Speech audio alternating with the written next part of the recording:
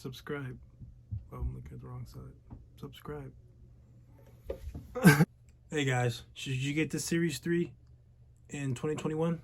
Hey guys, so the Series 3 is chock full of features. It's an amazing watch.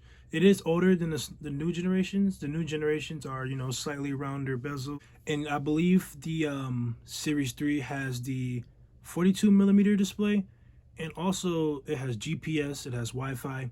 One of my favorite features of the Series 3, and it's all the Apple Watches, but all I love about my Series 3 is where I can show the GPS of the map of where I'm going, and it tells me where to go. I love my sports fitness apps. I love to make sure that I'm just keeping up my workout and I have my timing going for my workout.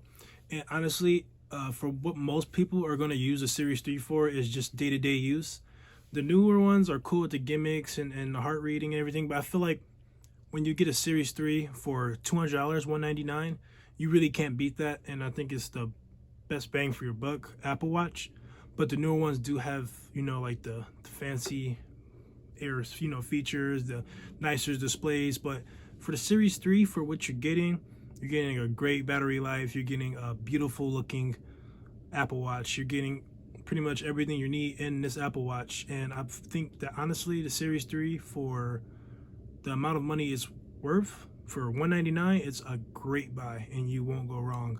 Another one of my favorite features of the Series 3 is because I'm a person that, like, I go out in the rain a lot, and that you can just use this feature to just clear out the water in an Apple Watch. Like I said, I know these are in more watches, but the Series 3 for $199, you just really can't beat that. It's a perfect price for a perfect watch that's still up to date, still beautiful. I think the Series 1 and everything, like, it just, you can tell that it's not newer. You can just tell it's not fresh as the Series 3 and above. So if you guys are looking for a new Apple Watch to go get in this in 2021, I'm telling you that the Series 3 is entirely worth it. My number one pet peeve, and a thing I really don't like about the older Apple Watches compared to the newer ones, would have to be the bezels on the side. When it comes to the side bezels, they're really, really thick. And I just don't really care for that. I want to have a bezel-less display. I want it to be free. I want it to be clear. And the Apple Watch Series 3 screen is already small in its own right. And it's not a bad size. I do enjoy the size, and I, have bigger hands, and it's kind of easier for, it's not easy, not easier, my fault, but it's a lot easier for me to, like, just flip around the side compared to like a Series 1 and all that. And I feel like the Series 3 is a great, perfect size, but when it comes to those side bezels, they're really, really bad to me, and I just don't like the black displays on the side, the cutoffs, because it just really irks me. And I feel like I can be using way more of my screen. I wish it was more rounder on the side so you can, have the little edge displays like Samsung. But like I said, the newer series watches are, they handle that feature, and they have more bezel-free screen, and that's why the newer ones would be better. But if you just want to use an Apple Watch and you want to use it for compatibility with your phone, for calls and music, and for other things such as that, for sports or anything, it will have to be the Series 3 is just the best thing for everyone. And then when it comes to wrists, they come with two in a box, the longer one and a shorter one. And I found it perfectly good. I found it both sizes fit most people in my family's wrist.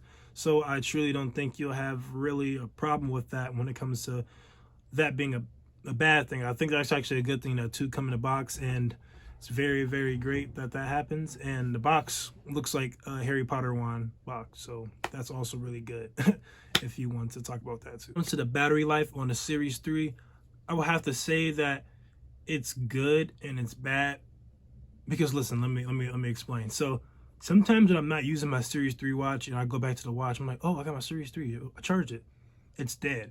But then I realized that, oh, that was probably like 2 days ago. So that's a bad thing, because I don't really use my watch too much, but I use it like a good amount. It's because I really don't like, I'm not really in a place where I usually need the watch. Like, if I'm not, like, if I'm walking to the store, I'm probably not gonna bring my watch. I can just pull my phone out. But you know, like if I'm in like a business setting or anything, I'll have my watch. But usually when I'm using my watch, it stays charged for a pretty long time. I really don't have to charge it for every 2 days. Is usually when I have to charge it. But based off my use of the watch and how I usually use it, I don't really mess around with it too much, like gimmicky. I just, you know, work out occasionally in time, and I just do things like that, and then my watch is pretty much still charged. So when it comes to the battery life is pretty good to me and for what I usually use. And for most average consumers, it'll be really good. So if you guys are just using your watch to get through your normal day, then I'm telling you, it's gonna be charged. If you guys like the video, make sure you like and subscribe. And also, if you want to get the Series 3 watch for yourself for a Christmas present or any of your family members, down below is my affiliate tab and link. I'm sorry, my affiliate link. And if you want to click it and get it, you'll be helping me out with Christmas gifts. You'll be helping yourself out with Christmas gifts. So if you want to hit that link below and get it from my link, that'd be so helpful. Have a great one, everyone, and I hope you enjoyed it. And tell me what you guys want me to review next. Peace.